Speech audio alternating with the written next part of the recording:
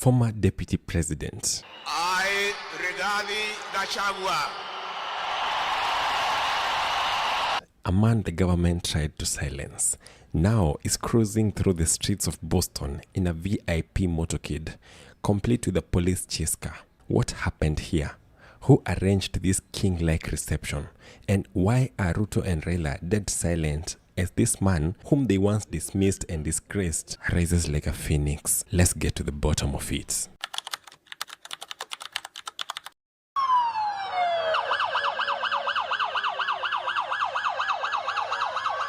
And for those who are a little bit confused, this is not Nairobi, this is not State House, this is Boston, USA, and this is Rigathi Gachagua, once impeached, once mocked, but now receiving a motorcade fit for a head of state. You see, this video was first posted on TikTok and obviously it sparked instant uproar. A full VIP convoy complete with a chase car. This is a signal of a very, very important person. And here's the catch. Gachagua is not the deputy president of this country anymore. He's not part of the current Kenyan government. In fact, his security was stripped away by William Ruto himself.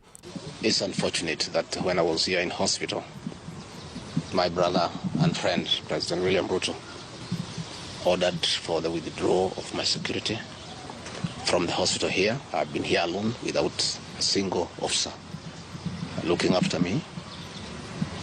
He ordered the withdrawal of security guards in my rural home in Nyeri, in my private home here in Karen, and all officers who are close to me were disarmed. So why is Boston treating him better than Nairobi ever did? You see, this motorcade was not a mistake, it was not an accident, it was the tip of the iceberg. Because since Gachagua arrived in the US of A, he's been moving with precision, hosting town hall meetings with Kenyan Americans, shaking hands with Kenyan business leaders, meeting pastors, tech entrepreneurs, even hosting intimate roundtables. This for Gachagua wasn't a vacation. This was a soft power tour. And make no mistake, he's been treated like a statesman because the diaspora has decided he is theirs. And that's what should worry Ruto and Raila, because what Gachagua has that they don't is pure grassroots mobilization. I mobilized 4 million people from this mountain to make you president. I'll mobilize 8 million people from this community to send you home. Diaspora communities feel heard, they feel respected. They see a man who was wronged by a system and they are giving him something that he was denied by the State House: royal treatment. Nikwambie William Ruto, ulikuwa nafikiria ati utanitisha mimi, ati umenitoa kwa kazi, ati nitakosa umaarufu kwa hii jamii. Mimi ndio nilikuleta hapa. For a moment, let's be petty. Let's compare when William Ruto visited the United States in 2022 and again in 2024. His motorcade was state arranged, yes. They were diplomatic, yes. They were controlled, but there were no chase cars, no organic crowds, and no grassroots fanfare. No individual motorcades, but coaches to ferry even the world's princes and presidents, ensuring arrivals ran like clockwork. A photo opportunity for Kenya's president, smiling widely at the back of the picture. But after intensive negotiations, there were only a handful of exceptions to the travel arrangements. The same applies to Raila Odinga. Whenever he goes there, nobody even realizes that he is actually in the US of A. But who is Gachagua? He walks in like a man sent by the people and not scripted by the state. This image, the VIP escort in Boston, burns because it symbolizes something deeper, that Gachagua has a power base that the government can't control. And just for a moment, imagine that you are Ruto, watching the man that you called irrelevant now getting police honors in a foreign land. What do you tell your supporters? That you impeached a man who still commands loyalty? That you reduced his Kenyan security only for Americans to give him more? This motorcade isn't just cars, it is a statement. It is Rigathi Gachagua telling the system that you couldn't finish me. So now let's get to the question that got you clicking on this video. How did he pull it off? Or rather, who pulled this off? Who gave Gachagua a chase car in Boston? You see, insiders believe that this is the work of Kenyan Americans, patriotic, angry and organized. People who watched from afar as the Ruto-Raila pact pushed Gachagua out.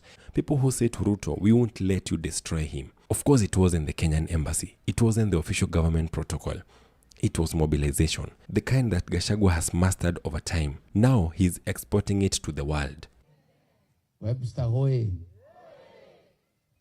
Hi, bros. Hi, sis.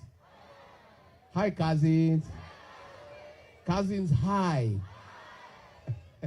Makuzo, hi. Gachagua doesn't need a title to get respect. He doesn't need a seat to command a room. And that's what makes him very dangerous to this government. And why they don't talk about it in public, but behind closed doors, they are all scratching their heads.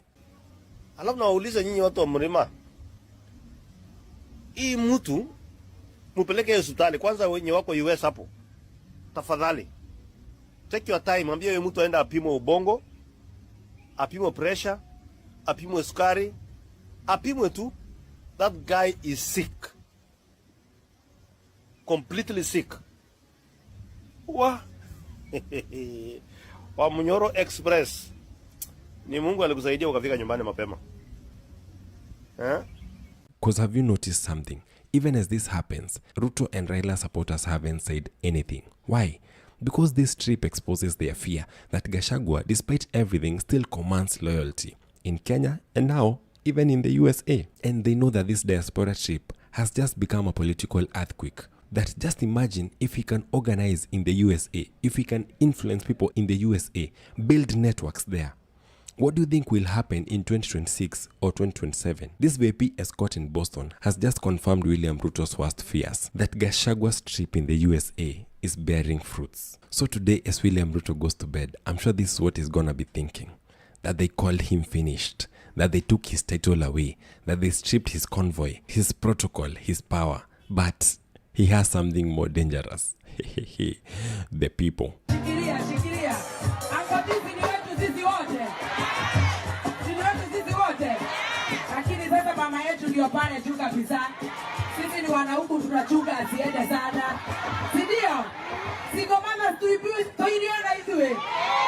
Gachagua's American tour is a warning shot to Ruto, to Raila, to everyone who thought that they had boxed him in. The diaspora is watching, and they already picked their side. So for anyone who has been shocked by this Boston police escort, I tell you that you shouldn't be. And if you think Gachagua is done, you are not paying attention. Because ask yourself, if Gachagua is irrelevant, then why is the world treating him like a president? Subscribe. So hello my friends. So some Kikuyu seriously believe that Rigathi Gachagua is being protected by the US Secret Service. It's this is so funny. Mpaka wanatoa videos, wanatoa commentaries on it. They are dreaming. It's so hilarious. And then here's another funny one. That Gachagua met Elon Musk. And I saw some people who are Team KBB who are worried that he's met Elon Musk and is going to make him president. My friends, Gachagua is just another Tom, Dick and Harry in the American streets. In fact, Lupita Nyong'o is bigger than Gachagua there.